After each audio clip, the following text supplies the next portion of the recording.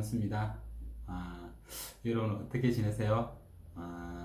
지금 4.15 총선이 끝나고 여러 가지 부동산 시장에 대한 향방에 대한 이야기들이 여러 가지 나오고 있는데 전체적인 분위기는 그 총선 이전이나 이후나 크게 다르지 않지 않을까 생각합니다. 그리고 또 정부에서 계속 추진하고 있는 사업은 더 탄력을 받을 것이고, 특히나 3기 신도시라든지 이런 부분들은 이번 정부에서 중점적으로 추진하고 있는 그런 사업이기 때문에 좀 더 속도가 붙지 않을까 생각을 하고, 또 많은 분들이 우려하는 그런 재개발 재건축 시장, 생각하는 것만큼 빠른 속도는 안 되지만은 그래도 장기적으로 보면 이 재개발 재건축 시장도 풀어야 되니까 조금 시간이 생각보다 더 걸리지 않을까 생각을 합니다. 그리고 용산 같은 경우에는 이제 다른 큰 이슈가 있기 때문에, 또 공원이라든지 국제무지구라든지 이런 게 있기 때문에 이 사업도 이번 정권에서 중점적으로 추진하고 있는 사업이고, 그래서 전체적인 재개발 재건축이 진행이 빨리 안 되더라도 여타 주변 지역들은 그런 영향을 받을 것이고, 또 도심권의 이런 재개발 재건축 지역들은 언젠가는 또 개발을 해야 되기 때문에 좀 더 장기적인 관점으로 접근하시는 게 맞을 것 같습니다. 그래서 오늘부터 제가 이제 예전 동영상에도 간단하게 올려드린 영상도 있지만은 좀 더 디테일하고 상세하게 재개발 지역에 대한 여러분들과 함께 공부하는 시간을 가지려고 합니다. 그래서 지금부터 여러 그 파트를 가지고 재개발에 대한 여러분들이 가장 궁금해하시는 그런 부분들을 상세하게 그리고 디테일하게 제가 공부를 하고 해서 여러분들에게 알려드리는 그런 시간을 가지면서 동영상을 찍어보도록 하겠습니다. 오늘은 그 첫 번째 시간인데, 전체적으로 여러분들이 가장 이 재개발 재건축에서 궁금해 하시는 사항들, 기본적으로 보면 재개발에 대한 절차라든지, 또 어떤 지역이 재개발이 재건축이 진행되는 것인지, 그리고 내가 이게 재개발 지역에 물건을 샀는데 이게 과연 아파트를 받을 수 있는 것인지, 그리고 만일에 이게 조합이 설립됐으면 그게 다시 되팔 수 있는 것인지, 또 큰 물건을 샀을 때 두 개를 받을 수 있는 것인지, 또 권리가액 기준일이 어떤 것인지, 이런 등등 여러분들이 가장 궁금해하고 어려운 부분들을 하나씩 제가 영상을 촬영해서 올려드리도록 하겠습니다. 오늘 제가 이렇게 이제 앞으로 몇 동영상을 지금 사전에 준비를 하고 있는데, 이제 이 부분부터 한번 알아보도록 하고, 제가 재개발 강의를 이제 이렇게 한번 하고 싶은 게 제일 큰 욕심이에요.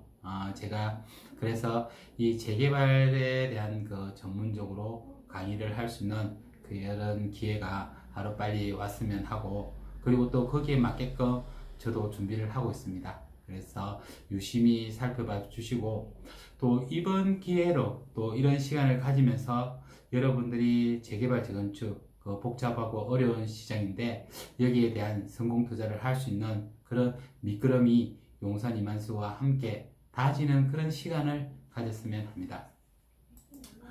그래서 오늘은 그 첫 번째 시간으로 여기에 이제 토지 등 소유자가 있죠. 흔히 말하는 토지 등 소유자, 그리고 이제 이 토지 등 소유자가 과연 어떤 것인지, 그리고 또 조합원, 이 조합원이 됐을 때 또 혹시나 여러 명이 또 가지고 있는 경우가 많이 있거든요. 공유로 또 한 세대가 여러 개 가지고 있다, 또 한 사람이 여러 개 가지고 있다.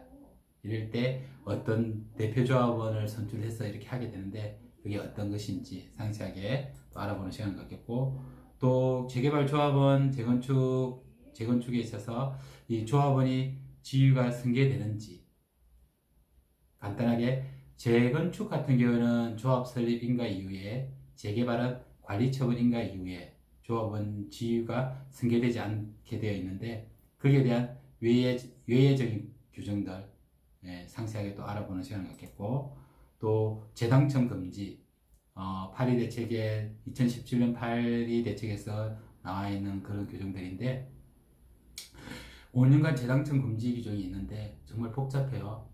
그러니까 이 복잡한 규정들을 상세하게 법과 조례로 따져보면서 살펴보는 시간을 갖겠습니다. 그리고 내가 재개발 지역에 큰 물건을 샀을 때 이 큰 물건이 2개를 받을 수 있는 건지, 재건축 같은 경우는 어떤 경우에 3개를 받는 건지 등등 이런 부분들에 한번 살펴보는 시간을 갖겠고, 그래서 오늘은 이제 그 첫 번째 시간으로 토지 등 소유자 그리고 대표 조합원 이런 개념에 대해서 알아보도록 하겠습니다. 재개발 재건축에서 일반적으로 토지 등 소유자라고 하면 기본적으로 법에 이제 도시정비법, 도시 및 주거환경 정비법에 나와 있는데 일명 도정법이라고 하죠. 그래서 여기에 나와 있는 토지 등 소유자는 토지, 건축물 그리고 지상권을 가지고 계시는 분을 말씀드리는 거거든요. 그래서 이런 기본적으로 토지 등 소유자랑 이제 조합원이랑 그리고 분양 자격이라는 그런 개념들이 나오는데 이 개념들은 각각 별개로 보셔야 돼요. 완전히 동떨어져 있지 않지만 그렇다고 완전히 같은 개념도 아니거든요. 그래서 일반적으로 보통 사람들이 조합원이 되면 분양 자격을 받는다 이렇게들 흔히 알고 있는데 그렇지 않은 경우도 굉장히 많습니다. 그래서 재개발 재건축 투자에 있어서 가장 관심을 가지고 기본적으로 관심을 가져야 될 부분이 조합원들 그리고 또 분양 자격이 되는 건지 안 되는 건지 여기에 대해서 정확하게 알고 계셔야지 나중에 실패하지 않은 투자자가 될 수 있을 것입니다. 그래서 여기에 나와 있는 이 토지등 소유자 조합원에 대한 개념은 도시정비법 39조에 나와 있거든요. 그래서 1항, 2항 2개 항으로 나와 있는데 첫째 항에서는 이제 토지등 소유자 그리고 대표 조합원 개념이 나와 있습니다. 그리고 2항에서는 이제 다음 시간에 볼 조합원 지위 승계, 조합원 지위 승계 부분이 나와 있거든요. 그래서 오늘은 이제 여기에 나온 대표 조합원, 이제 일반적으로 토지 등 소유자가 조합원으로 넘어가요. 그래서 토지를 가지고 있다든지 건물을 가지고 있다든지 그리고 또 지상권을 가지고 있는 사람들은 토지 등 소유자를 하는데 여기에 뭐 조합원이라고 하면 토지 또는 건축물 또는 지상권자를 조합원이라고 합니다. 그래서 아까 제가 서두에 조금 짧게 말씀드린 것처럼 한 물건을 가지고 여러 명이 가지고 있다든지 또 쉽게 말해 전문용어로 공유로죠. 공유로 가지고 있는 경우라든지 그리고 또 이제 한 세대 남편, 부인, 또 자식들이 각각 하나씩 가지고 있다든지 또 한 사람이 그 구역 안에 여러 개를 가지고 있다든지 이런 경우에는 모든 분들에게 조합은 분양 자격을 주지 않겠다는 그런 개념이거든요. 그래서 여러 사람이 가지고 있는 이 부분들을 이제 대표 조합원, 그 중에서 한 사람을 대표 조합원을 뽑아서 대표 조합원이라고 하는데 이 대표 조합원이 반드시 분양 자격을 가져간다. 이 또 개념도 아니거든요. 여기서 말하는 우리가 대표 조합원이라는 개념은 우리가 흔히 조합원이나 주진이 조합을 설립하고 사업 시행가를 할 때 그 총회를 개최하잖아요.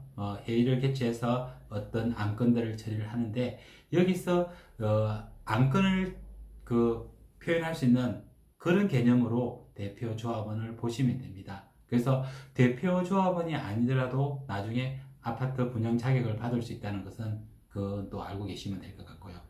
그래서 39조 1항에 나와 있는 그 대표 조합원 명의를 쓰고 있는 것은 첫째가 이제 한 물건을 여러 사람이 공유로 가졌을 때, 공유로 가졌을 때 대표 조합원을 선출하게 되어 있고, 또 두 번째는 이제 한 세대에서 여러 물건을 가지고 계실 때, 뭐 남편이, 부인이, 또 자식들이 여러 개를 가졌을 때 대표 조합원을 선출하게 되어 있고, 또 이 한 구역 안에 한 사람이 여러 개를 가지고 있을 때, 결론적으로 한 사람이 여러 개를 가지고 있다가 팔게 되는 경우이죠. 그것도 조합 설립 인가 이후에 한 사람이 2개, 3개 가져 있다가 그 물건을 다른 사람한테 팔았을 때, 그래서 그 전체를 합쳐서 대표 조합원을 선출하게 되어 있습니다. 그래서 이것도 나중에 분양 자격에 극히 유의를 해야 되거든요. 그렇기 때문에 일단 재개발의 투자에 있어서 조합이 설립되어 있는 지역에 투자를 하실 때는 각별하게 주의를 하셔야 됩니다. 그리고 여기서 조금 전에 말씀드린 그 1세대, 한 세대라고 이야기할 때 우리가 1세대 1주택 비과세에서 나오는 것처럼 한 세대라고 하면 이제 남편도 부인도 자식들 이렇게 연결되어 있을 건데, 이제 만일에 부부 간에 한 세대를 구성하지 않고 따로 분리해서 세대를 구성한다든지, 또 19살 이하 자제분들이 분리해서 세대를 구성하더라도 그 세대는 인정을 안 해줍니다.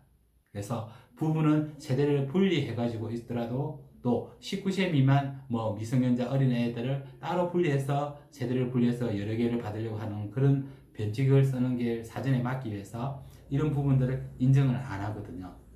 그래서 여기서 제일 중요한 개념은 대표조합원인데 어떤 대표조합원은 공유로 가졌을 때, 그리고 또 한 세대가 여러 개 가졌을 때, 그리고 또 한 사람이 여러 개 가졌을 때, 그럴 때 전체적으로 아울러서 하나만 주겠다, 그런 취지예요. 본 취지가.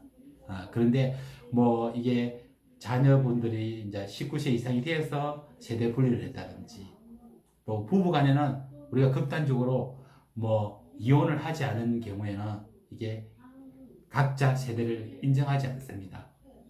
그래서 오늘은 제일 기본적인 상황, 토지동 소유자, 그리고 또 넘어가서 조합원, 이 조합원 중에 한 사람이 여러 개 가져 있다든지, 공유로 가져 있다든지, 그 다음에 이제 세대가 여러 개 가져 있다든지, 거기서 대표 조합원을 선출해서 나중에 분양 자격을 결정하게 되는 그런 사항을 그 도시환경정비법 39조 1항에 대해서 오늘은 간략하게 알아보는 시간을 가졌습니다. 다음부터 이 더욱더 중요하고 어려운 개념들이 나오거든요. 그래서 다음 동영상은 또 조합원 지위 승계 부분, 정말 중요하거든요. 많은 재개발 투자, 재건축 투자에 있어서 이 조합원 지위 승계가 되는지, 그리고 또 그 기준 시점이 있기 때문에 쉽게 투자할 수 있는 부분도 아니거든요.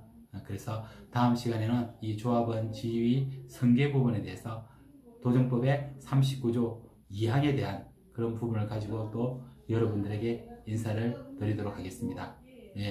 코로나 전국이 계속되고 있는데 부동산 시장도 좋은 시장은 그렇게 아닐 것 같은 느낌도 들고 합니다. 그래서 아무쪼록 저와 함께 재개발 재건축에 투자에 관심이 계시는 분들이라면 공부한다는 셈 치고 저와 함께 같이 저희 용산 이만수 TV를 애청해 주시면 감사하겠습니다. 오늘은 여기서 인사드리겠습니다. 감사합니다.